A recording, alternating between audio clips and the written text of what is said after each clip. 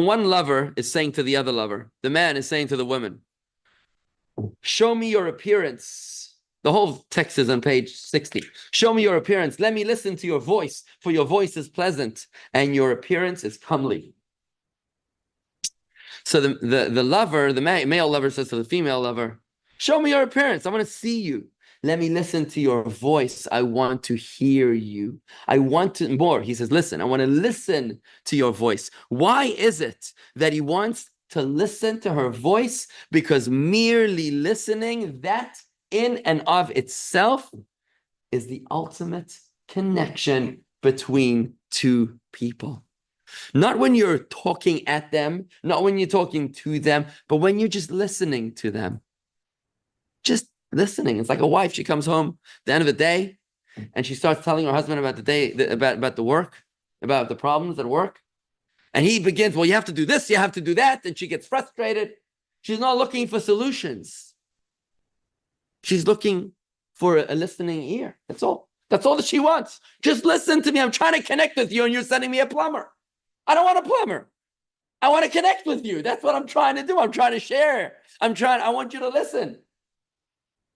You know, somebody once said that, you know, Alexa, she's listening to all the conversations in our homes, right? So there's a new model coming out. People are very upset that Alexa listens to everything that we talk about in our homes. So they're doing Alexa in a male version. It won't listen to anything going on in your house.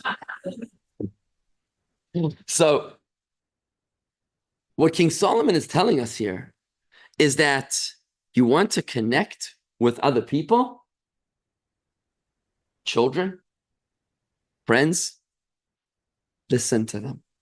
Make space for them. Just give them that safe space and tell them, I want to hear what is on your heart. Are you willing to share with me? I'd be honored if you were willing to share what's on your heart with me. And that is, according to King Solomon, why listening is so critical. It's not only about solving your problem or even getting to know the person. It says the ultimate connection, not only in human relationships, but also in relationships with God as well. And this, in fact, friends, is the reason why God desires our prayers.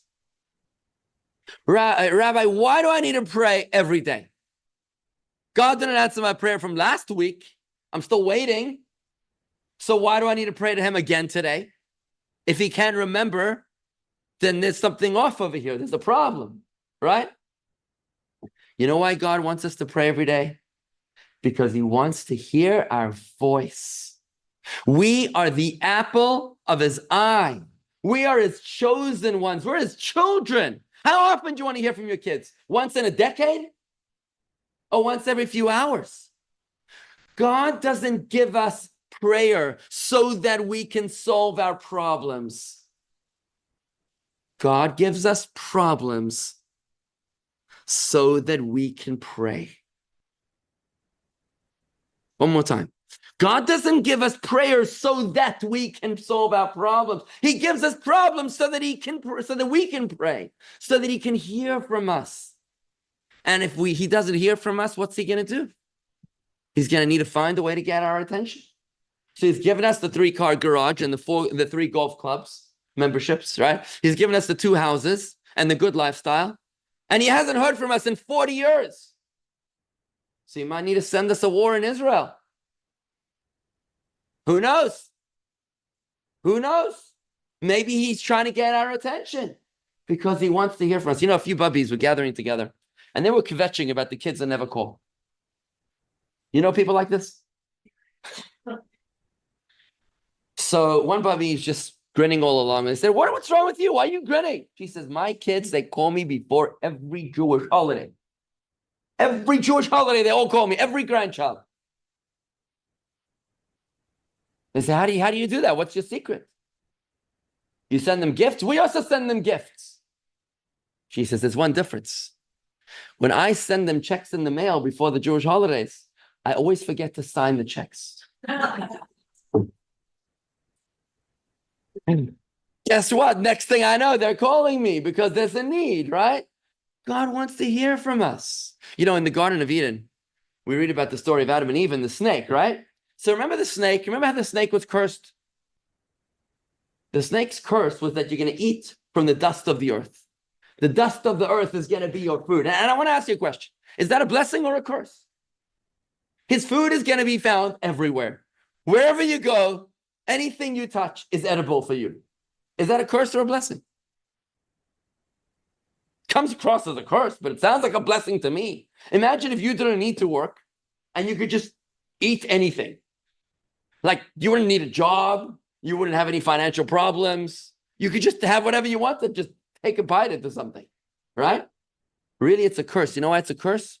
Because God is not interested in engaging with the snake. I never want to hear from again. You know what? You're on your own. You'll have no problems. You'll never need to come looking for me. But the human being, by the sweat of your brow shall you eat bread.